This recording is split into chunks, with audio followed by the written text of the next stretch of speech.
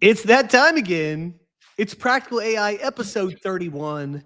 This is your one-stop shop for staying on top of the fastest moving thing the world has ever seen, the AI landscape.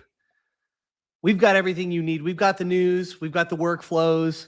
We've got a little demo today. I'm going to do a little vibe coding. It's called We Do a Little Vibe Coding. Going to do that on the show today. So we're going to have a little fun. That's what it's about. So Olga, take it away. Welcome, everyone. Every week, something explodes in AI and everyone loses their minds. So our jobs here is to tell you, like, what's the real thing? What's the hype? But more importantly, what can you actually do with it? That's like at the core of everything I do every time we do the show is why should you care? Why does it matter to you? Because at the end of the day, we got to all learn what to do with this thing called AI. And this is what Practical AI is all about. So welcome, and let's dive into it. We're going to get started with our news for the week. Oh, hi, Roma. I love it. There was some news? There's some news. I think there's like, my problem is how do we narrow it down to as, I think I have 12 this week, the biggest things. There's a bit of a theme in the news, a bit of a theme. Yes, we're actually going to start with, we're going to start with the big picture today. So, oops, no, I don't want to do that. Okay. Better? Yeah. This is Notebook LM for those interested. Yep. There you go.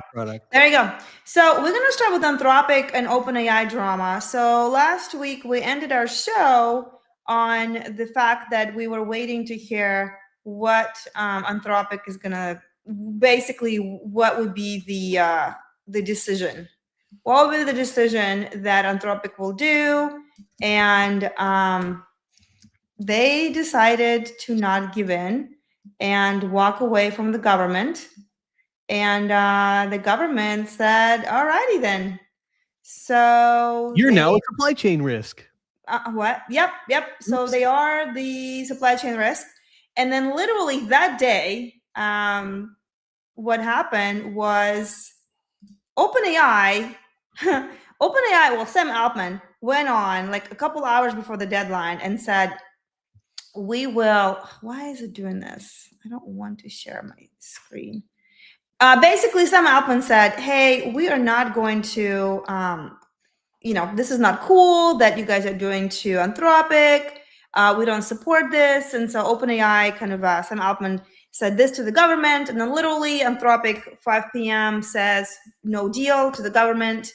The government says fine. And then OpenAI announced like 2 hours later that they signed a deal with the government for what Anthropic was doing. So now OpenAI is in bed with government. Anthropic is out. They're obviously saying they're gonna sue the government because did you know that 70% of Fortune 100 companies, about 70% of them deal with government? Did you know 70% of Fortune 500 companies deal with government? Fortune 100, about 70% of them deal with government. So they have contract with government. So it doesn't mean that they're only doing defense with government. They're working with government. So 70% of Fortune 100 companies, that is the target market that Anthropic wants to go after. That's what the IPO is heading towards. So now if they are a supply chain risk, guess what? That's a danger for Fortune 100 companies. Now they can't really expand anymore to those accounts. There's just a big mess. So Anthropic, I honestly don't know how the board allowed them to do this, and they tooted their values, yada, yada. And then the drama was that, what's his name? Amade? Dario? No. Huh?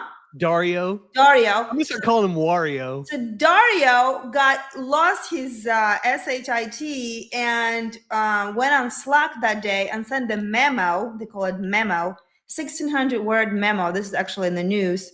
And they basically, where is that? Where is it?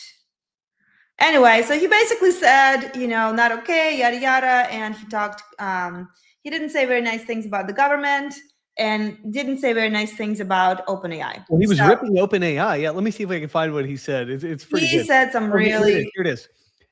He called the OpenAI Pentagon deal 80% safety theater. He accused Sam Altman of lying directly, which I actually think is probably true. And then he claimed the Trump administration didn't like Anthropic because they didn't donate or praise the administration enough. So he basically totally crashed out.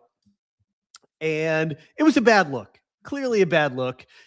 You mentioned the board thing, and I am fascinated by that as well, because I didn't get the sense that when that went down last week, that there was any board machinations at all. I felt like they just let him rip. I don't, I bet the room was split about that. I think the way it was handled was terrible. I don't know. So I'm skeptical about that. I feel like Dario was just kind of going off. And now, you know what? Actually, I'm very surprised because he's so calm and composed and all of that stuff. And then him completely losing it.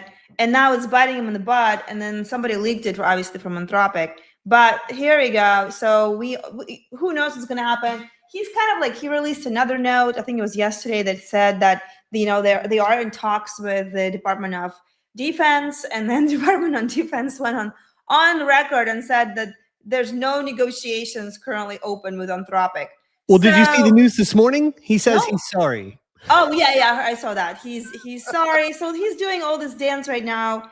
I almost feel bad for him. I mean, like, he's clearly navigating what it feels like to be in corporate politics when there's a lot of billions on the table. And we're going to bring this up later because I think this is a trend in today's show. But there is this desire right now. I mean, this is going to come up in the news. It's going to come up a few times.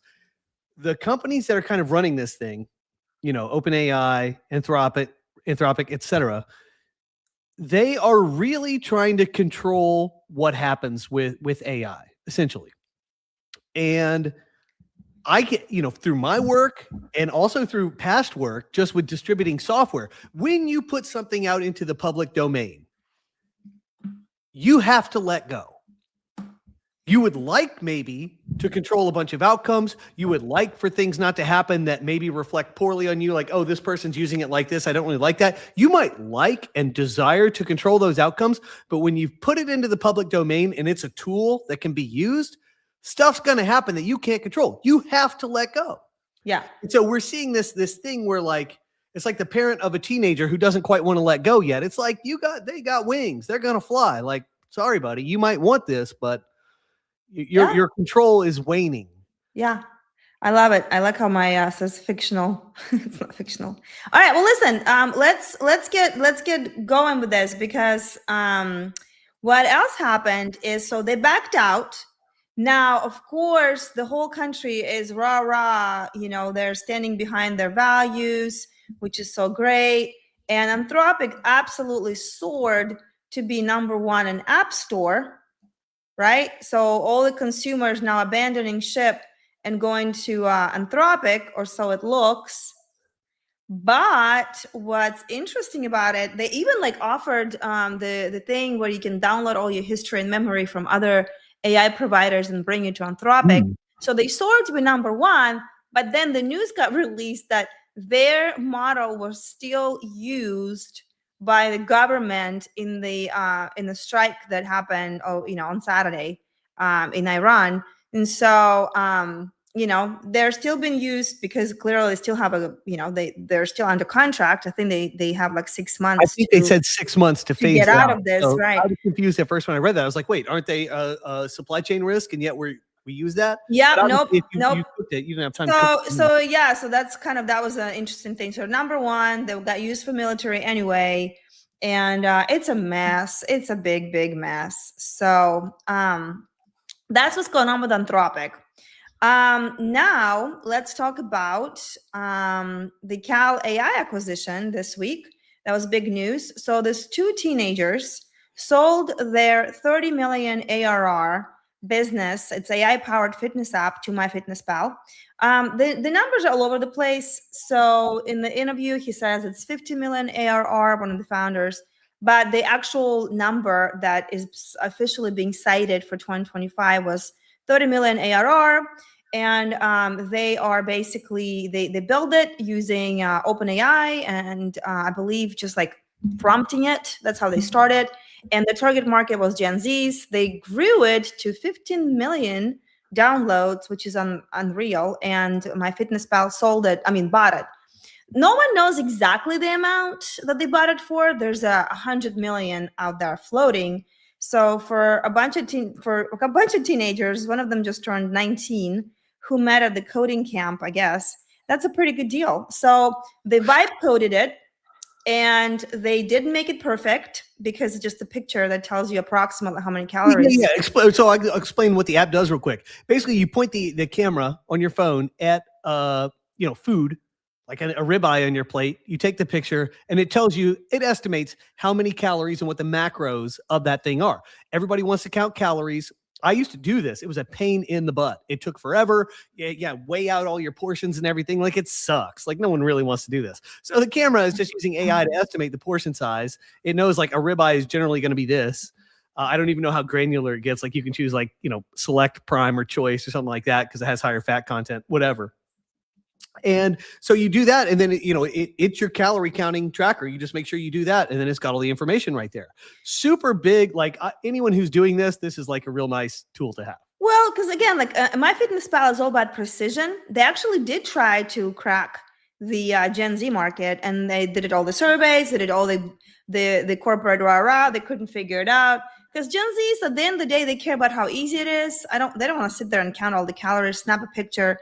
Accurate, good enough, let's go. So they figured it out. They used influencers in the beginning. They had two apps in the beginning. Like, they literally had two apps. One is for users, one is for influencers. And the influencers one was like huge text. So when influencers used it in their videos or whatever, people could see like all the big text that they had going on. So after they ran out of influencers, they went to Mr. Beast. I think they paid $500,000 to sponsor or whatever he was doing. They didn't make money on that, but they said that it unlocked all kinds of other opportunities for them to go and market beyond that to Gen Zs. Because who doesn't watch Mr. Beast, right? In that generation. So that's how they cracked the distribution. Very interesting, very fascinating. And of course, there's people online who's like, "Yay, congratulations." I'm actually happy for them. What an incredible experience. And then there's people who are like, "Oh, well, MyFitnessPal could have vibe coded it in a weekend." And I'm like, vibe coded is one thing. Distribution is a completely different thing. And we talked about this on Wednesday. What's the most important thing? It's going to be distribution these days. Users. I mean, there's going to be so many apps that are coming. Anybody can do it now. It's like, how are we going to get users? Because users care about the problem actually being solved. So I don't care about what you vibe coded. I care about what pain is actually solving. So tech has been arcing in this direction for 20 years bias towards users. There's been all this consternation about these crazy valuations that VCs are looking, basically assigning to these companies. And they're like, well, you don't have a proven revenue model. How could it be worth this much? Well, they got all the eyeballs in the world. What's fascinating is that AI is putting an even higher premium on human eyeballs because so many things are going to avoid human eyeballs. Yeah. That's something that gets them. Yep. This guy, boring marketer, I like his stuff, and he talks about vibe marketing or whatever. Like, that's going to be the biggest skill unlock ever, because that's the tricky one. Anyway, so good. Congratulations to those guys. Super inspiring story. I love it. Claude Code launched voice mode March 3rd. So Anthropic rolls out hands-free terminal execution to limited 5% of users. So here's what's interesting about that. And you are the coder. Obviously, I'm not. How can you code with voice? Like, isn't that some kind of special skill that you have? Like, you have to explain you're not actually like coding command, this command. Like, how can you, what exactly is that, and why would coders care about that? So that's a great question. And this, I'm really bumping into this the last week because I've been using Claude Code for almost 10 days now. And, basically my input is prompting. That is making me think about the way I do software in a little bit of a different way. I used to kind of code and think at the same time. But with the voice input or even text, you have to think up front. It's more like a chess game. You're really planning your next move. Mm-hmm. And the more you do it, you realize you need to be highly specific and very precise if you want better outputs. And so that means you need to be able to visualize what you want and describe that in a stepwise fashion, if possible, and also in a very detailed way. Say this, this needs to go here. We need these components. It needs to work like this. That kind of thing. So you visualize what you want up front, and then you are going to get the outputs. But with voice, I think it's a little bit challenging, and I can't wait to start kind of messing with this. Here's how this is going to work. I think initially it's not going to be the primary modality that people use. But what's going to happen is you're going to have a ton of engineers out in public, riding in a Tesla that's doing full self-driving and attempting to pull this off by using the voice in a situation where it's absolutely not reasonable to type. And, people are going to figure out, that practicing that, you're going to figure out how to do it. Well, I heard that this is a new skill that's evolving for coders and engineers, is that how do you describe something that may be abstract, that you think about as a coder and extracting that into the voice command. So that's very fascinating, very interesting. I don't type anymore, I talk. But I don't talk code. That's very different. Code talk and regular talk is like very, very different. Gang, Olga walks around the house talking to her phone. Shh, don't tell anybody. Okay, so OpenAI, we talked about this briefly, how they signed the contract with the government, right? They were on Anthropic side for 2 hours. Then Anthropic said no to government. Then they signed the agreement.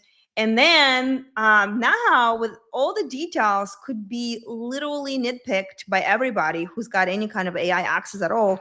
People started nitpicking how they signed the agreement and the wording in the agreement. And after that backlash, they went ahead and added to the military contract explicit surveillance restrictions to the contract. So because the way the wording was, it was like kind of like wishy-washy or whatever.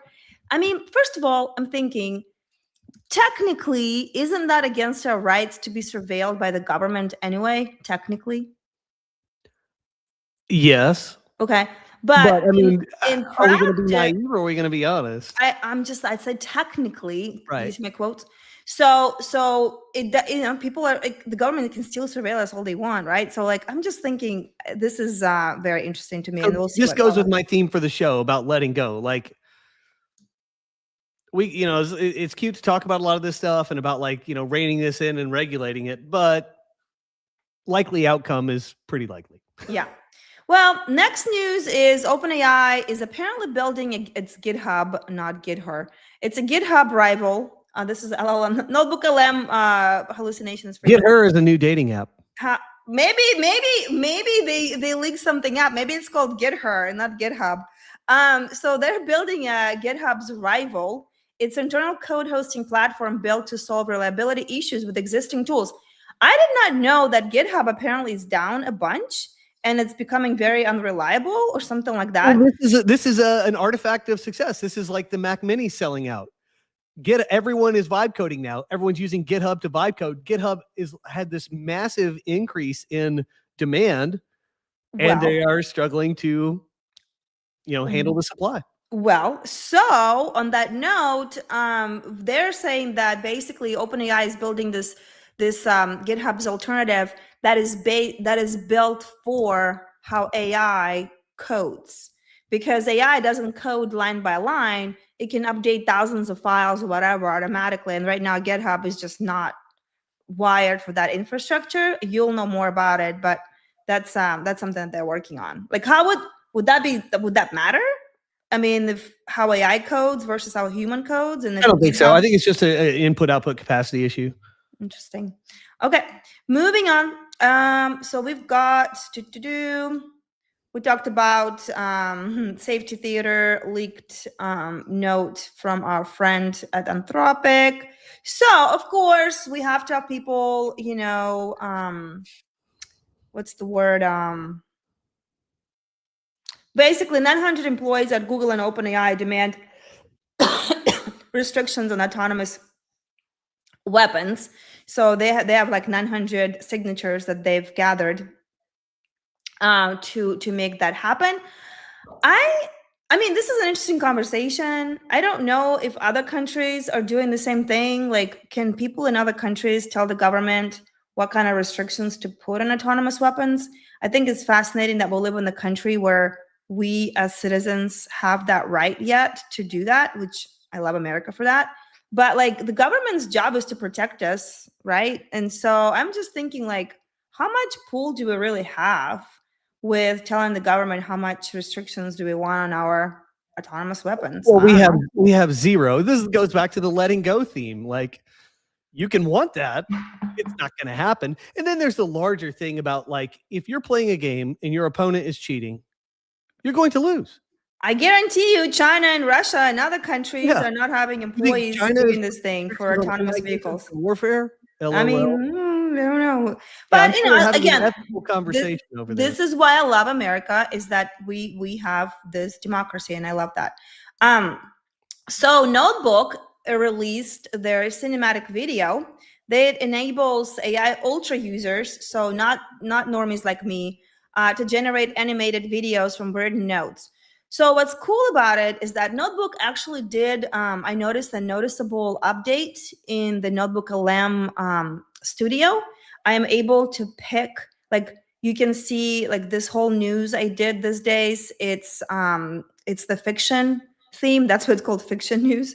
And that's kind of like, they have all these different themes that you can, pick from. It's like an animation or illustration style that it overlays. It's like filters for Instagram, except it's for art style. Right. Like basically, like if you, this is my notebook actually right here. So if you go over here and say infographic, it can show you all these different sketch notes, kawaii, professional, scientific. You can prompt it, whatever you want. Usually I put like, detail all my news, have numbers, have dates. So I give it like instructions, what I wanted to pull. So this is this was not here before. So this is new. So I thought that was interesting. And then from the video overview, it also gives you different options. So Notebook got a cool little, I don't know, update, I guess. I like it. I got a normie question for you. So I don't have an account. I just have my Gmail. Can I use Notebook? Can I go do that? It's free. Yeah, anybody can use it. Sick. Yeah, no, it's amazing. I think Notebook LM, clearly it hallucinates a bunch. You can see, I don't care about types. Speaking of letting go, I just don't care anymore if it has typos. Yeah. I would never create this without it. So whatever. So go check out Notebook LM. It's really awesome for, like I listen to the news now in the audio format. So that way, like I can actually like get more details and all that stuff, and give you guys a little bit more details. But this okay. Let me do a quick demo of that. I think people need to see this. This is something you got to see to believe. What? Let me pull this up. I'll share my screen real quick. I think this is the one. What are you gonna show? I just want to show this inside Notebook because people aren't ready for this. How do I make it big? All right. Can we see down here in the lower right? So it prepares these audio clips based on the notes that Olga has. So she puts the notes in Notebook, and it will generate little clips based on some of the segments that she's got in there. This one did an audio with a little video overlay, and it's like a crappy video, but it's kind of like slideshow format, but it's interesting. I'll play a little bit real quick. Okay. What a week. So seriously, we just saw teenage founders become. And then as we go on the video, I think it will change. Yeah. Is this one not the one that changed? Oh, yeah. That's not to get specific. You vague policies just don't cut it anymore. Leaders now have to actually define ruling stand. It's pretty clear for so it's generated some graphics that are germane to whatever the thing's talking about at the time. It's pretty interesting. Yeah, so we've just had the audio. Now we got a little video. The cool thing about there was always the video, but not the same way. Like this kind of format is very interesting, and you can tell it how long you want the video to be, like 3 minutes, 2 minutes, whatever. And then it kind of condenses things as it goes. And then what I love about Notebook LM, it only uses information you put as a source. So it's going to be about whatever it is that you're putting in there. So like you can take the most boring presentation, like financials of the company, and say, hey, make it an interesting story visual. And then like it makes you a story so you can remember things better. Use the kawaii filter. Make it cute. Yeah, I know. All right. Anyway, I don't really like that one, but whatever. So moving on. Can we add mine thing again? Yep. Adding. Cool thing. So something interesting happened this week. AI power bill deal, March 4th. Tech giants agreed to fund new power plants to shield consumer electricity prices. So all this complaining about AI taking a lot of electricity. I don't know exactly how they're going to do that, but apparently they're going to, like all the big companies, that deal with AI. Now they're going to foot the bill for some of the electricity. So that's interesting development. Obviously, there's still all the environmental, damage that will happen, but at least the companies now are being responsible for the extra usage of electricity. Did you hear about that? Yes. So, I mean, that's been the big concern. It's like the way this stuff's historically done is big companies will work with some cities, like somewhere north of Dallas, and they will get clearance to build a power plant or something like this. But what they do is they work with the local jurisdiction to get taxpayers to foot a big part of the bill. They have these bonds passed or whatever. They do stuff. So they do this with sports stadiums. Big infrastructure projects are often handled this way, where they deal with the city. A little bit goes to taxpayers. The companies pay for things over a real long time scale. It basically reduces their economic liability up front. The Trump administration was working with these guys saying, hey, if you're going to do this, you got to foot the bill up front, nothing on the taxpayers. And we want to make sure the goal of this is trying to ensure that electricity prices don't go up. Now, I kind of think that goal is LOL material. It's clearly going to go up. More generations going to be happening. But like this is some way to like not have it front loaded for taxpayers. At least they're on the hook. So that's good. All right. Now we've got pro-human declaration going on here too. So what that means is, on March 4th, unlikely coalition of labor unions and political figures signed a human agency manifest. So basically, I guess the politicians and labor unions are waking up that people can just lose jobs without any kind of, oversight. And so they're signing this. Democrats and Republicans are all coming together on this. It's the AFL-CIO, Steve Bannon, bit of a wild card. Not sure how he got mentioned here or was involved. Progressive Democrats and religious leaders all co-signed a pro-human declaration built on 5 principles emphasizing human agency over AI-driven job replacement. So what does that mean to you? What do you think about that? Like what? What they're saying is that AI shouldn't replace human workers. That's like one of the basic premises of this thing. And that is becoming a more broadly held political position, which basically means there will be regulations about this kind of thing. This is always pointing in the direction of regulations. And what this will end up, there will be some proposal, some bill, something like that, requiring a human in the loop. Meaning that if, AI is pulling off whatever procedures within this company, that there will have to be some measure of human oversight. Now, how they'll determine that, obviously it's going to be arbitrary. What if my code's really good and I can handle millions of use cases with zero human input? Is it like some outcome thing? If I serve 20 customers, do I have to have 1 human for every 20 customers served, even though the AI could serve millions? How's this work? It's daft to me. This falls under the let go heading. We might want AI not to replace human jobs, but as we've explained before on the show, there are things that AIs clearly do better than humans. And that doesn't mean humans are worthless. It just means our position is different. Right. So something like this feels like we have a phrase pissing into the wind. Like you're going to lose that over time. Yeah. Interesting. Whatever. All right. Then, so we talked about so Apple MS MacBook Air, March 3rd delivers. It's the M5 MacBook Air. M5 MacBook Air. M5, not MS. Sorry. This is the hallucination. So it delivers faster on-device AI performance with natural accelerators in every core. We talked about this. So basically, as I understand it, so you correct me if I'm wrong.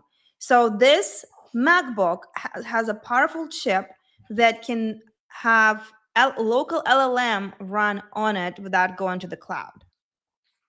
Is that right?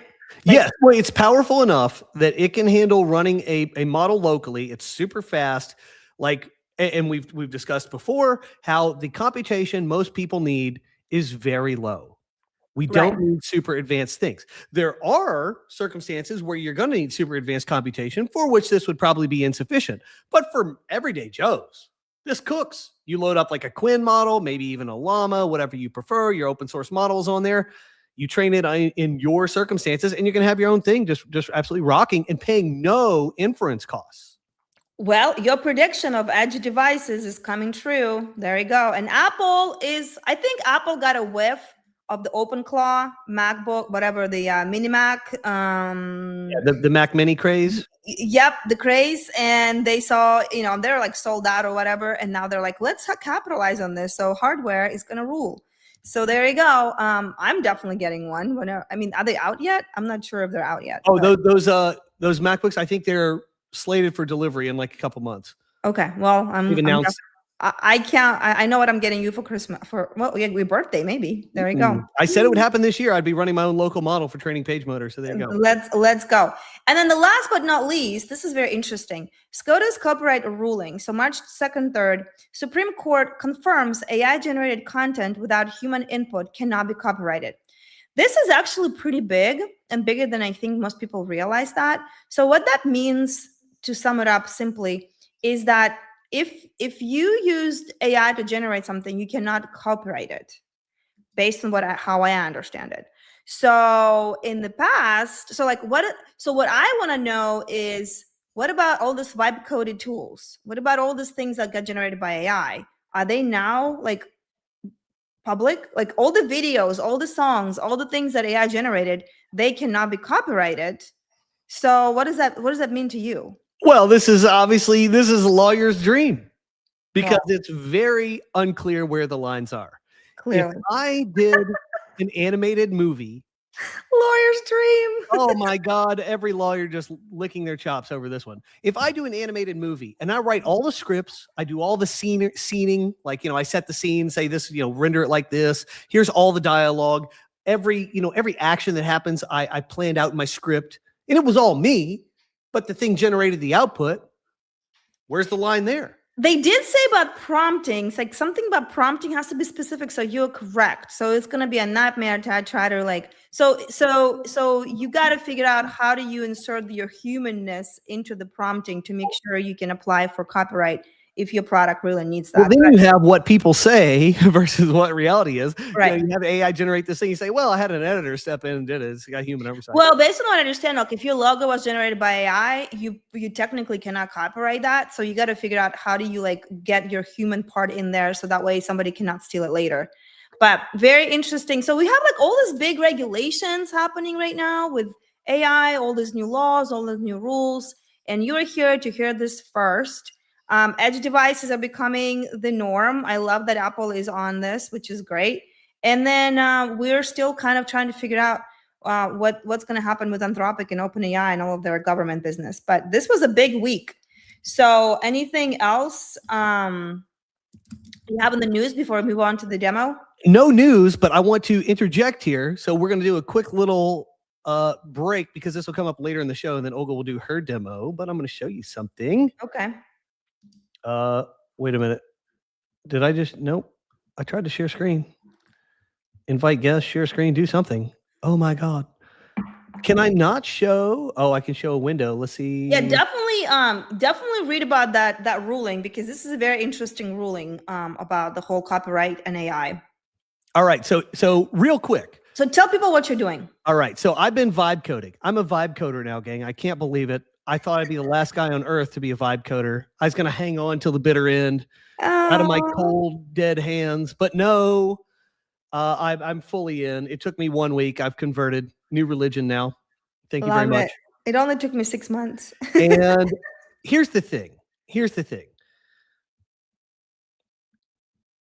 Vibe coding. I did a video this week about vibe coding, and there's two ways you can do it. You can do naked vibe coding, which is you just sit down. You've got no plan. You've got no pre-existing infrastructure to fit your project into. You're just making this thing. That is naked vibe coding. It is an infinite landscape. AI does not do well with infinite landscapes. It can generate all sorts of things. It's kind of crazy. It's like a hallucination, like an LSD trip of coding or creation. It's kind of, fascinating as a one-off, but when you get serious, you want to make a real thing that people use, it's a little less functional. Okay, that's naked vibe coding. What I am doing is framework vibe coding, and I'm using software called PageMotor to do it. PageMotor is the way AI builds websites. It's like a language for the AI to speak. It's a framework for the AI to fit its output into, to do really specific, to do anything you want with the internet. There's specific ways to do it. So the AI handles this really well. There's a lot of patterns. Computers like patterns. And so what I've been doing with this framework vibe coding, I started adding stuff to PageMotor. And I've been adding stuff really fast. And so I thought, well, what the heck? We'll try to do something today on the show here and see if it works. Maybe it'll work, maybe it won't. That's the beauty of the demo. This is real. This is raw. This is what we're doing. And let me kind of like sum it up very quickly for normies like me who are not technical like you. So basically, like if you have worked in Claude, for example, and you have done something more than once, you usually want to create a skill on how to do a certain task. So AI can do it over and over and over in the same way that you've told it to do, versus ask AI to do something that you do repeatedly without giving it a skill. It's going to constantly put its own spin on it because there's infinite possibilities for it to create, ideas. So for me, anything I have to do more than once, I create a skill now. So a skill is like yesterday I created 3 skills with my OpenClaw, because if we do something once, I want the OpenClaw to have instructions to do it over and over and over again. So it doesn't go and be like, oh, I forgot. I know, whatever. So skill is like that. And then, so if you don't have skills, you're going to have very unpredictable outcome, and people call it dumb, AI. It's like, it's not dumb. It's just you giving this unlimited potentials. So what Chris is talking about, naked vibe coding, is kind of like vibe coding without those frameworks or rules. And it's just kind of like, oh, woohoo, let's have a party. Yeah, it's a party. And what's the statistics is like 80% of vibe coded projects, like they're just absolutely. They don't survive the first update.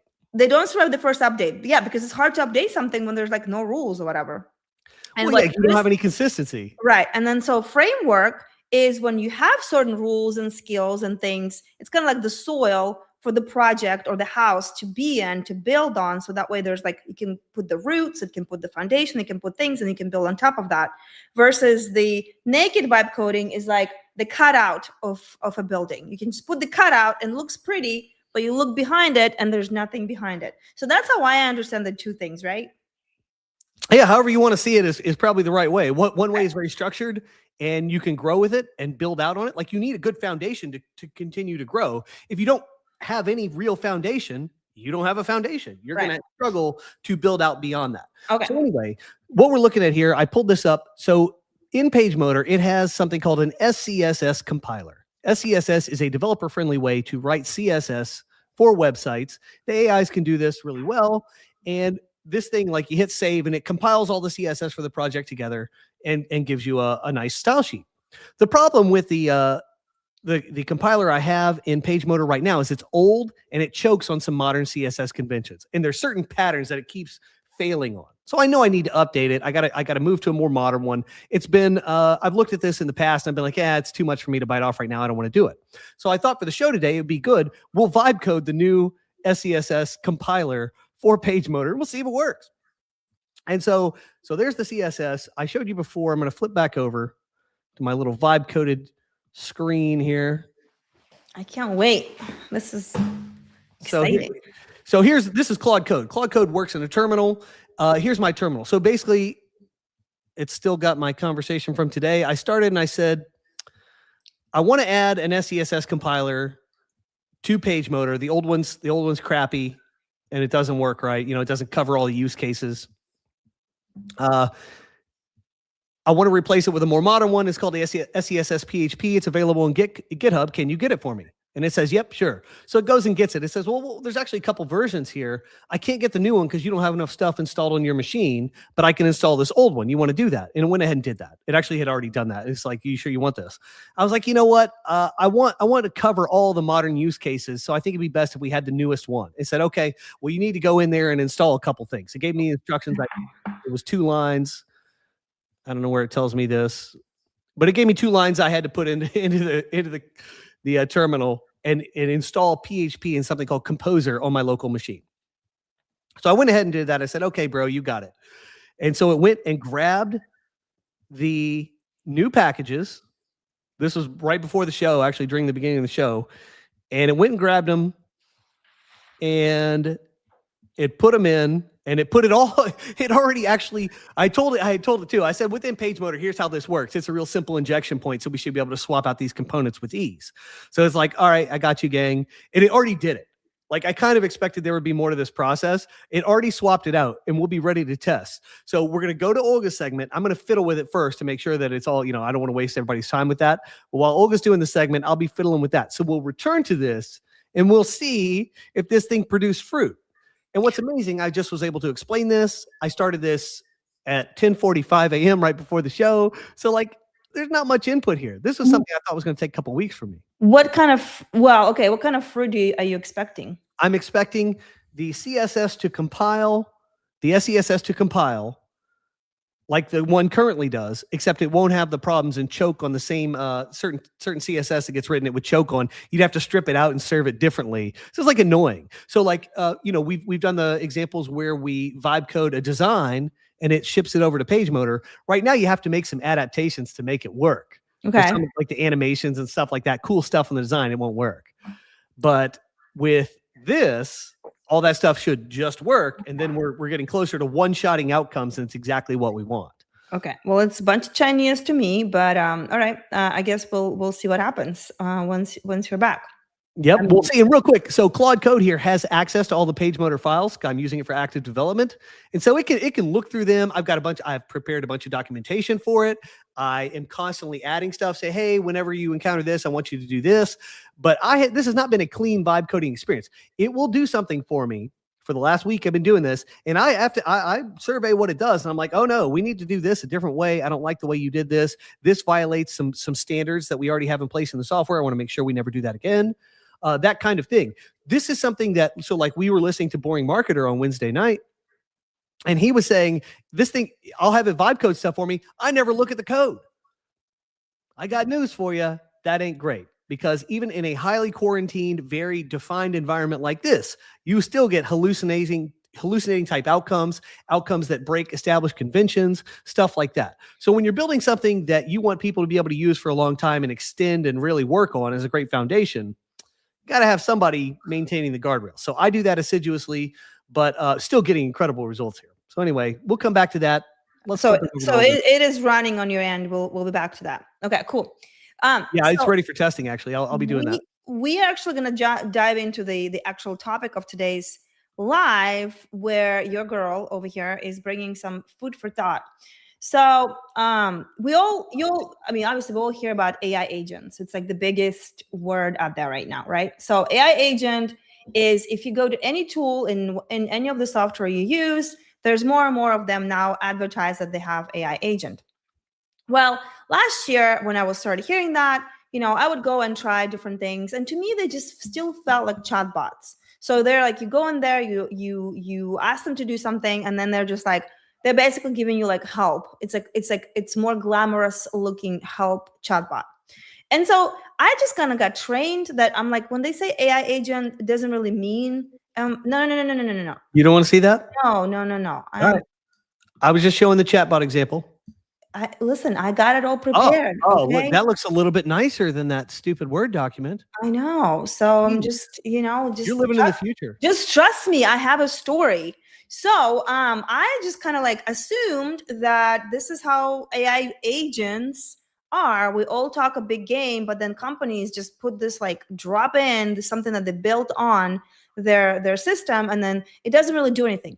For me, AI agent is something that does, like a tool that does something for you inside the software that you use. And so basically, like you use a tool like QuickBooks, you use a tool like HubSpot, you use a tool like Kit, you use a tool like all the tools that you use, or Descript, they all now have AI agents.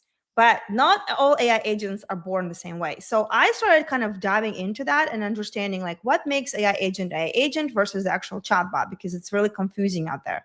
So a formula for a real agent is a tool you already use plus AI embedded natively inside of it, so it can act on information that you're actually, you've got in your system, and it does things with your data. Then I asked, Grok, Perplexity, Claude to find SaaS tools with real AI agents embedded inside of them.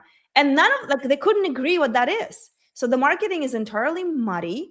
To cut through the noise, we're looking for one specific pattern, not a separate AI product, not a copilot, not a chatbot that sends you documentation, but this. So here's the actual examples, and I blacked out. So on the left, this is a real example from this week. I'm not gonna say who that is because it's not about pointing fingers or whatever.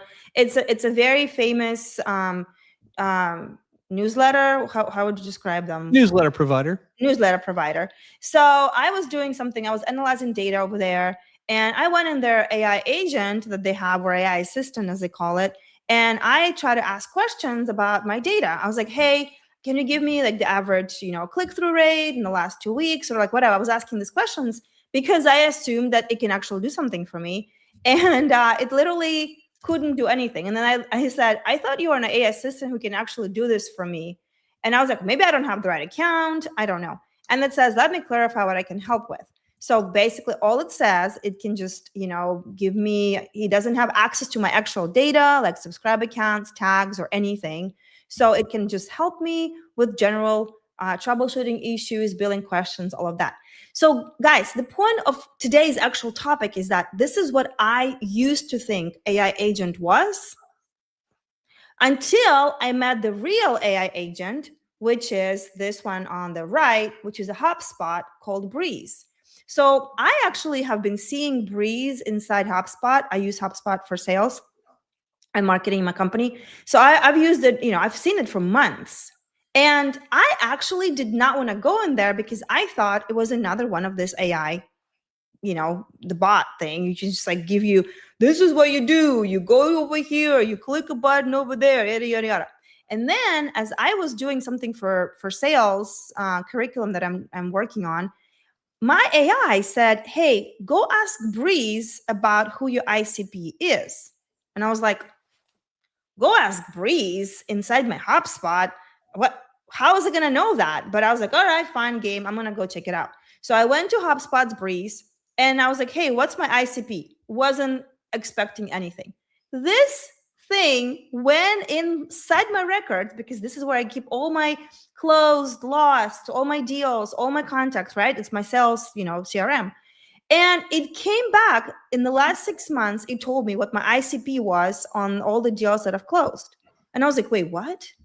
It actually used my data. It pulled the report, it analyzed it, and it gave me the answer, just like talking to a chat, like a GPT, whatever. I was mind blown. So now my expectation is, this is what I want. Like literally in this example over here, it talks about, I found 2 matching company records. Which one would you like me to work with? What would you like me to do next? It can summarize, it can do this, it can do that. It does stuff for me. So now inside my HubSpot, I don't pull up records anymore. I let Breeze do all the work. She creates my records, she creates my notes. I literally ask every day what deals I need to follow up on. And it's like, write me an email. I don't switch between CRM and my ChatGPT anymore. I use my Breeze for everything. So that is my gold standard now. I mean, I know Dharmesh. I love Dharmesh. He is the CTO of HubSpot. He is a big evangelist, whatever you want to call it. So I know he's been big into pushing AI agents, but man, he delivered. And the saddest thing, because of this kind of chatbots, AI agents that we have on the left, again, not pointing fingers, most people don't have high expectations for AI agents inside the tools. So this is a huge separation now for markets to actually, like, for if you have a tool that people use, to build an actual AI agent that works with that information inside that tool. So am I like being all over the place, or am I making sense? I love it. But I mean, you kind of keyed on another problem of this whole thing. A lot of the companies that have tools like Breeze, they're not like shoving it in your face and saying, hey, this is transformative. I had breakfast earlier this week with the CEO of a multi-million-dollar company. And I asked him, I was like, hey, are you guys using Breeze? Because I know they use HubSpot. And he goes, what's Breeze?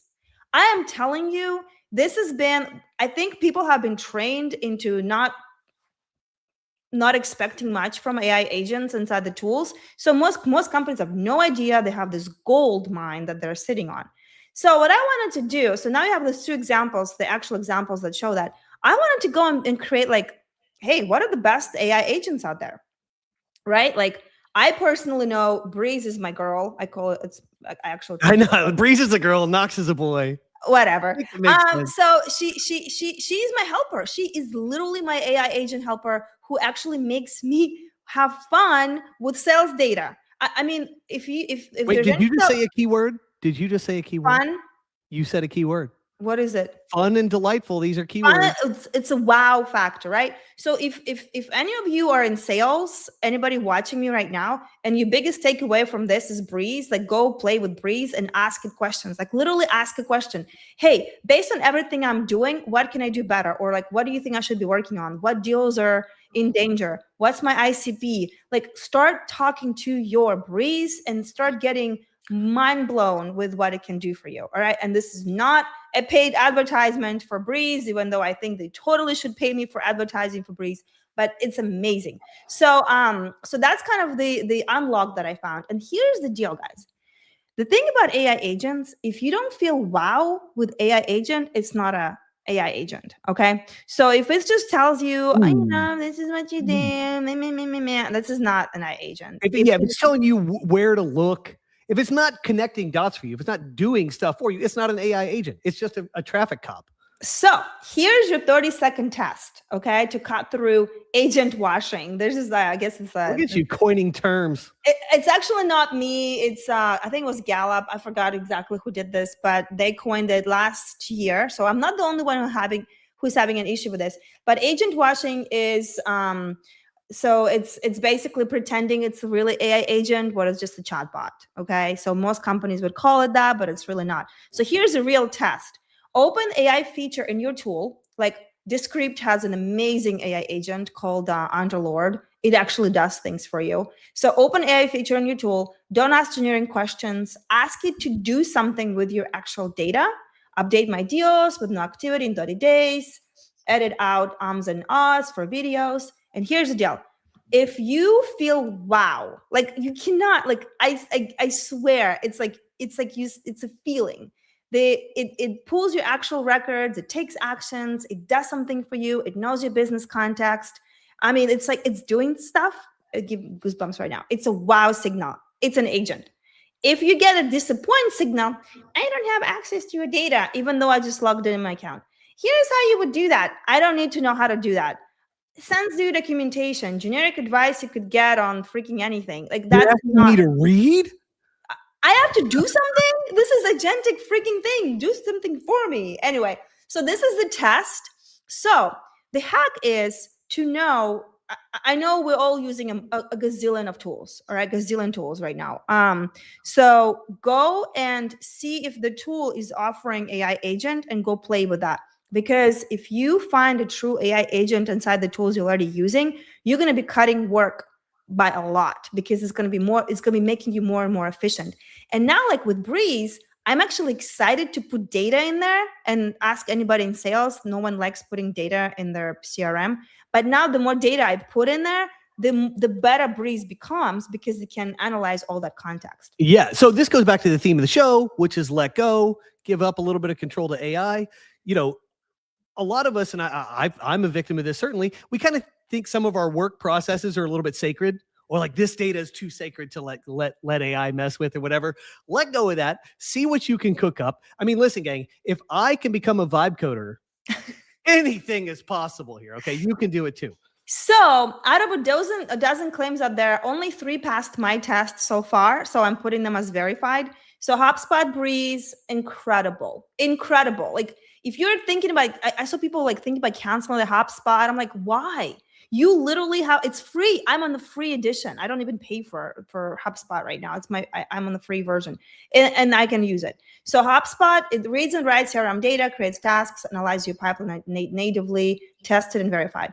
Descript Underlord, amazing. So literally if you have a big video, you can ask, your AI or whatever to create a video, write a prompt, you put that prompt in Underlord, it does everything for you, and you just have ready to go video. So but it actually you can do sick edits with it. It's awesome. It's amazing. So definitely verified. And then Notion agents are really good. I just started playing with them, but they're truly agentic for sure. So like it's verified. So those are the 3 I have to give you today.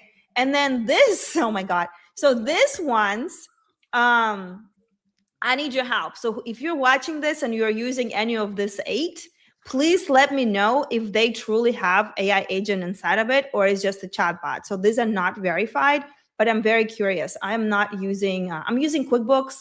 I guess I could go run that, but the rest of them, I don't really know. So, and none of the AI tools I use, like Grok and Perplexity, they agreed if Asana, Monday, ClickUp, Shopify, GitHub, Klaviyo, ActiveCampaign, if they truly have AI agent. So if you have and are using those tools, go play with it today. So run the 30-second test. Ask the AI assistant in that tool to do something with your data, and then let me know if it was a wow, it actually did something with your data in those tools, or it was a disappoint. It couldn't access your data and it was just a helpful chatbot. Very curious about this. It's crazy how few companies are really owning this market right now with true AI agents inside of them. And I think that's going to be an amazing thing to continue to own. Like, I wanted to give you guys a list of tools to go and like use, but AIs couldn't even agree on who really has those kind of tools besides the HubSpot and Descript and what was the other one? You know what I mean? Notion. The Notion. So anyway, so that's what I have for you today. This is the practical test. This is the practical unlock for those who are in business and using these tools, and you can be even more efficient. So you can go and play with them and then let us know what you found out. But what do you think? I love the framing of this segment. I keep having the Borat voice in my head. Disappoint versus wow. But I can't escape that. But I love it. Disappoint versus wow. You said it best. You said the perfect line is a true agentic thing that's enhancing your workflow is going to have a wow factor. Like, you will definitely, like, you have that moment of like, wow, like, man, like this just achieved this thing. Because you feel you have lived the pain of production along a lot of these procedural lines that you've been dealing with in business, no matter who you are. Yeah. When you have that done accurately, and especially stuff involving a lot of data that's pulling from different places, like synthesis type activities, it's fascinating. I want to know which newsletter provider truly has an agent right now. They're having a huge there's so much data in your newsletter, things, that content thing that they can blow the competition away if they have this tool. Because right now I have to copy and paste and put my CSV file here and do this and do that. I just want to freaking talk. Well, it's not just that. Anyone who's a pro operator with those things does segmentation. They do resends. They do all these little things, these little tasks within it. That I shouldn't have to go orchestrate this. The agent should be in there saying, okay, here's what we should do. Do you want to do this? Yeah. That kind of thing. It should be prompting you. Like, you nailed it. The opportunity there is enormous, and whoever gets that right first is going to crush. I think that there is some pressure on a lot of these companies. If they have an agent that's that good, you start to question why you even need the service to begin with. Yeah. Like, as long as you have your data, do you really need it? This is my number one thing now. If I use any tool, like I use Slack, I couldn't see Slack's agent easily, because now I'm like, okay, don't assume it's just a chatbot. Give it a chance with all the tools I'm using. So that's what I'm going to do with QuickBooks. And I'm going to look for in Slack, but so far I haven't seen anything that looks agentic there. Anyway, that's all I have for this segment. Let's look at yours. Let's do funding and let's try to wrap this up. All right. Well, I just ran it for the first time. It did install and did not have an error, but when I attempted to compile it, we have an error. So I'm going to go back. So now I'll pull up the little window here so you can see me interact with this thing real quick. Well, I can go ahead and do funding. No, we'll do this. Is fun. It's fun. This is part of the deal, is going back and forth. And so I just encountered an error. So I'm going to tell this thing, okay, I tried to compile the CSS, but I got an error. And now I'm going to copy and paste the error from my file. Here's what it says. So we've got so when we set this up, it said that PHP 8.1 was the dependency version that I need to have. But when I ran it, it says you need PHP 8.4. So this was something that we hadn't planned on. We thought that the conditions were X. The conditions are actually Y. Let's see what old Claude has to say about that. So it's doing its little cooking right now. It's identifying the error. It's now going through some of the files and trying to take a look at what's going on. It says it's replacing the directory on the server, making some little change so that that version requirement is lowered or can be lowered. That's what it's attempting to do. We'll see if it's successful. So it's crazy. So it's able to pick out conditions very well, and it's able to kind of do traces. So I gave it some stuff like stuff I was working on yesterday, parts of the system it had never encountered before, and it was able to trace just through looking at the code files. Like, okay, well, this information goes in here and it goes through this pipeline, and when it encounters this, oh, it could be problematic at that step. Like, it's amazing that it is able to do that. And I had a realization yesterday while I was working that anyone who has written code in a production environment sort of has had this idea, this fantasy, you might say, about a coding partner. Somebody you could speak to who could understand the exact situation you were dealing with. But this has been a fictional thing, because unless somebody's been there working on the exact same thing with you, which is not really how it works, they can't understand exactly where you're at with, what you've encountered. Right. And so we all kind of yearn for this, because at times it's nice just to be able to bounce back to like try and figure out a problem. But it doesn't really work that way. Claude Code is that coding partner, that fictional coding partner who's never existed before is actually there.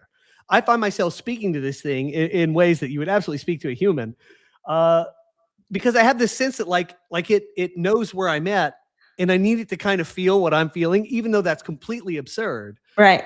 But it's a whole new level of interaction for people who do what I do. All right. So are we waiting for this to happen? Yeah, so it does. I'm on the plebeian plan, and so it compacts the conversation every so often. And unfortunately, we hit that point. So it is compacting the conversation. I can now no longer scroll and see all the things I've just been talking to it about. Okay. Like refreshes, but so it's still cooking, and we can Gotcha. You don't have to watch that. We can move on to the funding. All right. Well, let's do the funding now.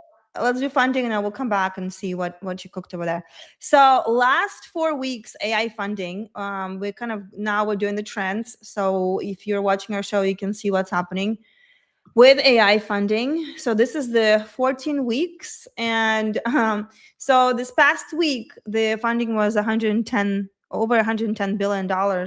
So it's super skewed. So if I just kept it as it is, like usually I think we haven't had it over 30 billion yet in any week. Last week was crazy because OpenAI raised $110 billion. It's called the corporate funding. Not all of it is cash, but majority of it is cash from Amazon, NVIDIA, and SoftBank. So anyway, so I had to kind of be creative. So it's to not skew the data and everything be left in the dust. I basically created this, what is it called? Perforated line or whatever. So it goes from 30 billion to 110 billion, but you don't see the mass scale of how much it is, because I want to keep... Yeah, it'd just be a little flat line at the bottom left if you didn't. Yeah, exactly. It will be like, whoop, nothing happened. So unless we're going to keep every week at $110 billion, it doesn't really matter. So percentage of funding, it's ridiculous. I mean, 94% of funding went to AI last week. This is how many companies got funded, and then average funding per AI company. I mean, OpenAI deal skewed everything. So US is getting majority of funding as always for now. So that's kind of the trend from last week. And let's look at this week. So this week we have, well, you can see here, $112 billion. We had 51, can you see this? Yeah. 51 companies, AI companies funded. $2 billion went to AI, excluding OpenAI. So OpenAI is skewing everything. Okay, so their round is 110. The rest of it is $2 billion. And this is the largest one. I mean, it's insane how much money they just raised. And I'm very curious to see what they're going to do with it. But I guess we'll find out. So China was, at 1 billion, just, after the US. Europe was at 188 million, and then Asia is trailing over there. So OpenAI raised 110. We talked about that. Labs raised 500 million. They are in California. So do you want to talk about the companies, or are you troubleshooting your stuff? I'm troubleshooting. You can keep flipping here. So AR Labs, comment as I can. They build optical I/O solutions for AI data centers. Their tech moves data between chips using light instead of copper, solving the bandwidth bottleneck that's choking AI training clusters. Very specific problem. GalaxyBot got 364 million out of China. Robotics manufacturing, a robotics company creating universal service robots for industrial applications, part of China's push to dominate humanoid robotics manufacturing. China is on a mission to dominate with robots. So we really need to get on our A game here in the US. Shanji Technology in China got 321 million. Autonomous driving, developing intelligent driving chips for autonomous vehicles. Their specialty, the silicon that lets cars see and react to the road without human intervention. And then another one out of China, 146 million. Noetics Robotics, manufacturing humanoid robots that combine general AI with robotic bionics. Think factory workers that walk on two legs and learn new tasks from demonstration instead of being coded to do something or whatever. So very interesting. Those are our top 5 winners of cash this week. The trends that we're seeing is obviously consolidation continues. Infrastructure is the new moat. So OpenAI committed to 5 gigawatts of NVIDIA compute and expanded its AWS deal to 138 billion total. And then AR Labs raised 500 million for optical interconnects. And the message is whoever controls the pipes controls the future. China keeps building. We talked about the robots a bunch. And then the 2-track market. Strip out OpenAI, and AI funding was 2 billion across 50 companies. Healthy, but not historic. The gap between OpenAI and everyone else isn't closing. It's becoming a canyon. So there's now OpenAI and everybody else. So what do you think? Well, I mean, that's what sort of annoys me about the way Anthropic handled the Pentagon situation and also the OpenClaw situation. It's my view that OpenAI was on life support. Heading into that sequence, OpenClaw was aligned in name with Anthropic and Claude. Developers prefer Claude. And then there's been this series of fumbles by, in my view, specifically by Dario. And, I feel like I've seen this before, if you're in charge of Anthropic for the last 6 months, you are feeling pretty high on the hog. You're feeling real good about your market position, your dominance, the preference that developers have for what you have. And, it's like the Icarus problem. Yeah. And then to the sun and your wings melted. Well, I mean, it's and I predicted on this show, I was like, Sam will be eager to move in and pick up the scraps for anyone who screws up. OpenAI does not have like a doctrine. Their doctrine is going to shift to whatever they need to do to win. I know. They got to make money. People whining about them changing their terms. Oh, okay, go whine more. I mean, listen, for context, total U.S. venture funding in 2023, total for the whole year, was 170 billion. OpenAI just raised 65% of that in a single week. Crazy. It's mind-blowing, like what's happening right now with money and AI and all that stuff. So in the email this week, I used the analogy of a rocket ship. AI is a rocket ship. And the thing about traveling, interstellar travel, is that if you go to another star system, you can never go back to where you came from. We are on that curve. We're on that rocket ship together right now. This is the way it is. Yeah. There is no going back. It doesn't work that way. Pandora doesn't get stuffed back in the box. Yep. And so, kind of gotta accept the new reality and sort of position ourselves for success within it, because the rocket has already launched. Yeah, there's no turning this thing around. The best we can do is figure out how to become irreplaceable with it right now, because that's the game. So that's all I have for the funding. Do you have anything? Did it work? Yeah, well, we'll flip back. So this is the reality of doing this stuff. And it's ugly right now. It's not super ugly, but it's worth explaining. So basically, I tried to run it. and I got it to run. We fixed the version requirement problem. If I had to do this, it would have been a long slog for me to figure out, okay, I see that there's a version requirement problem, but like what within this needs to change? What's interesting is this is a SCSS compiler, as I said. This is something that I'm bringing into the system that already exists elsewhere. It's an open source compiler, and then I have to integrate it into my system. I've done this stuff in the past. It's quirky. You got to figure out like, oh, what do I need to modify to make this work within my system? And it's not pretty. I'm going through an architecture I don't understand. I didn't build. It stinks. So to figure out the version requirement issue would have taken me probably a couple days searching on like stackexchange.com, like the old ways of doing this, actually looking at the code myself and trying to figure this out. Like I still have PTSD from doing this stuff in the past, which is why I put this off for so long. I already worked through that during the show and resolved that first problem here with code. That's a miracle alone, even though it probably looks like nothing since we've been sitting here. The next thing is I tried to compile the CSS, and there was a CSS compilation error. It choked on something called a negative margin. Claude was able to say, oh, I think this is why it choked in this case, because it was a negative preceding a null value, so like negative nothing, essentially, which is an invalid mathematical expression. So it's saying, all right, let me see if I can go through and deal with this. So it's cooking through that right now. That's what it's doing. It's been doing this for 5 minutes and 50 seconds. It's trying to trace all the potential patterns, figure out why this didn't work in this case. It's actually tracing.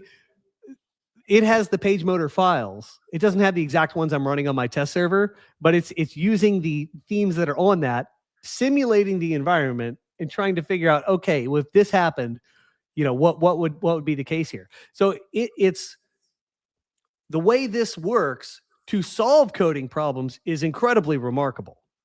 Yep. What it can do, simulated environments, trying to trace code executions to figure out where the errors occurred and why.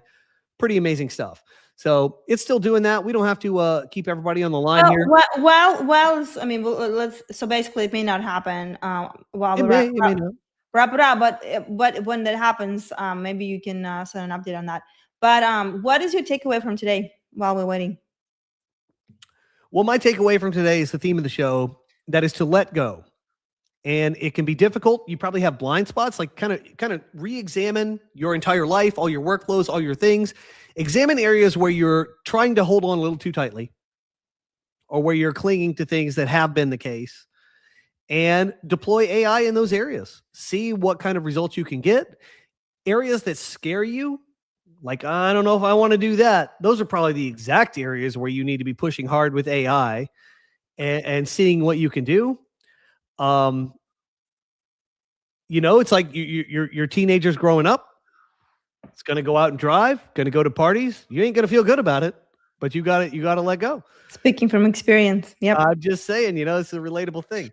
Well, I mean, and you've been resisting this for a while. Like, I mean, that's kudos to you. Like, you were embracing this full on, but you were kind of like you wanted to code your own thing. It took you 16 months. 16 months to create the framework that now you're absolutely crushing everything else because it lives in that framework, which is I had a tipping point. I realized that I had enough of the basic infrastructure in place, enough patterns established that I could maintain them. Right. With the AI. And once I saw how it responded to working within those guardrails and within the established highways I've already built, yeah. Like, wow. So there you go. And then my biggest takeaway, I kind of mentioned it already, is practical application of this. Whatever tools you use, either go and see what AI assistant they have inside that tool, because the companies are trying to separate themselves and create that marketing moat over, like, you know, keeping the customers. Go do that 30-second test we talked about and see. Literally ask it questions. If it's truly AI agent, it will be talking to you just like ChatGPT does or Claude does. It will you basically prompt it inside that tool, and it will answer all the questions. Do the reverse prompting, which is, hey, based on everything you have about me in this database, what are some of the questions that I need to be asking that I'm not asking? So use the reverse prompting to figure out how you can leverage and harness the AI agent inside the tool. And then also, like, maybe do a little, like, this is what I'm going to do. I'm going to list all the tools I use, and then I'm going to ask Grok to go and find me what AI agents I am missing inside the tools. So do that. That's my big takeaway. And there's something green going on. Is there something happening? Yeah, it's getting close to having a thing I can upload and test. Okay, well, do you want to do the test? There, it did it. All right, let me see if I can upload this file. All right. Did you see that meme? Me and my Claude vibe coding 2 hours before the deadline, and there's this. Oh my God, I did. Yeah, the dog driving a car, the dog in the seat. And this is how it feels. I was like, this is hilarious. Okay, so only one file changed. That's another sign that you're working with a good framework for vibe coding, is if you make a change, and this is a complicated system here that I'm kind of dealing with, only one file needed to change to do this thing, to kind of unlock this. That's a good sign. Like if you're uploading like 6, 7 different files just because you made one tweak, your system probably sucks. Okay, so do you want to demo anything? I'm just uploading it right now. Let me see if it works. Okay, all right, drum roll. I'm not in the right area for you guys to see it. You're still looking at the Claude there, but I'm just gonna check it real quick. And it choked on something else. So we tried to solve that. We'll solve another one. I know what it's. Send an update after the video whenever it worked, and maybe do a screenshot. I definitely will. Actually, let me show something. I want to show something. Okay. I want to show something else. So we're going to share screen. We're going to share this. I'll show something. I did vibe code this week successfully. Actually, everything I've done has been successful. So here we go. So I wanted to add Open Graph image support to PageMotor. I already had the highways in place for Open Graph output, which like when you share a link to your website on social media, if you have Open Graph stuff, it'll show a big image and like a prompt for your site instead of just a boring old text link. So it's way more eye-catching in a social media feed as people scroll. So you want to have Open Graph images on every piece of content you ever intend to share. The question is, if you're having something like PageMotor, you need a way to add that to each piece of content. And so I had it vibe code this thing down here. This is an Open Graph image, and I'll add an image to this for fun right here, an image you might see later. So I just drag and drop uploader. The preview renders right there. It tells you the URL on the server where that is. Really cool. And it's got this little delete. There's like an upper right corner of the image. It's got this little delete thing, so I can delete it in line if I want. But if I save the page, then go look at the page on the other tab, we're going to look at the source. And up here is all these Open Graph tags, including the image that we just uploaded. So now when I share a link to this page on social media, it will show that cool image that I uploaded right here. And it was just that easy. And I vibe coded this. But see, when I do stuff like this, it's not just about getting this outcome. I look at this and I think, I want this to be a system. If some other plugin comes along at some point and wants to upload an image or anything, a PDF, any kind of file, I need a structure for how this happens. Like, where is it uploaded on the server? Is it organized? If you notice right here, this goes to user content /upload/OG. The OG folder is going to contain all your Open Graph images in the future. If you've ever used something like WordPress, all uploads get organized by date, which is super dumb. Well, I want to see all my Open Graph images. Well, good luck with that. You've got them in your 2026, 2025, 2024, 2023, 2022 folders. And within those, they're broken down by months. And you've got to go through each one of those and figure out what the hell these are. Developers who deal with sites and moving sites over time hate this. And we all just kind of internalize, oh, this is part of the deal. No, that's a crappy part of the deal. Super inefficient and really dumb. So PageMotor has a very smart file organization. So if you come along and want to add an uploader, you can add your own uploader later, and you can specify a folder so all your stuff is organized also. All those assets go to a quarantine location. Really smart way to do it. People can now add this with just a couple lines. I've added a new input type. You can add a little uploader. So if you build a plugin, you can have an uploader appear here or in other UIs within PageMotor, and it will all just work. So that was the thing I vibe coded Tuesday and Wednesday. And you framework web coded. So right. So you can see that our show is filled with practical applications, and then it's filled with very technical coder specific interesting thingies that are interesting to people over here too. We got a question over here. Have you made a video about page motor and what I can do with it? The video on your sales page leaves me with lots of questions. I'm a thesis focused user, not sure how page motor fits with it. I'm glad you asked. So I've been making YouTube videos over the last few weeks to show what page motor can do. We have also done little segments on this site, usually at the end of the show, where I will demonstrate something like the following. We've done demos of where we vibe coded a design with Claude, and then we use this one-click conversion skill that I made to turn that design into a working design on a page motor website. I think I need to stop and say that again. You go from the prototype design that the AI made that's really cool looking, that you want, and boom, it's there on your live website. Formerly, you would have had to hire an agency to do the design, not even generate it like the AI does, and have it be live and working and integrated on your website. This is now done in one step. You can do it in minutes. In under an hour, you could generate a design and have the working thing on your page motor website. So I've got videos about that. I just did a video about naked vibe coding. I'll drop a link here in the chat. Well, and actually, Porsche Kitties, you bring a really good point.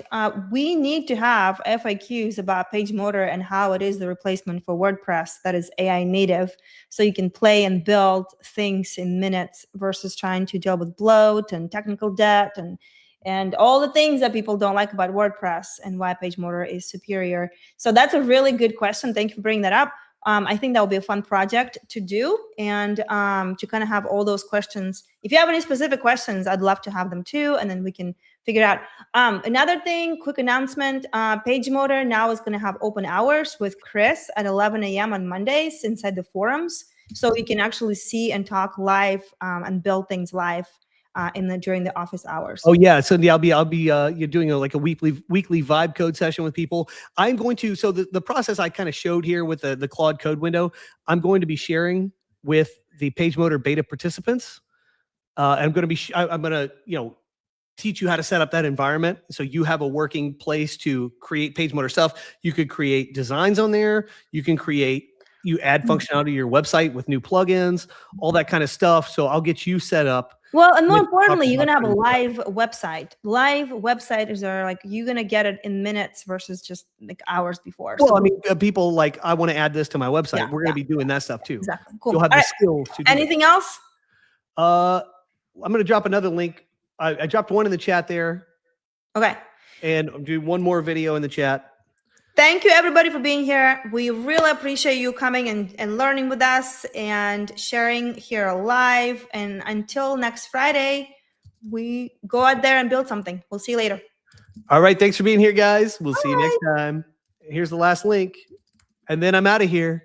Clicking in stream. See you next time. Bye.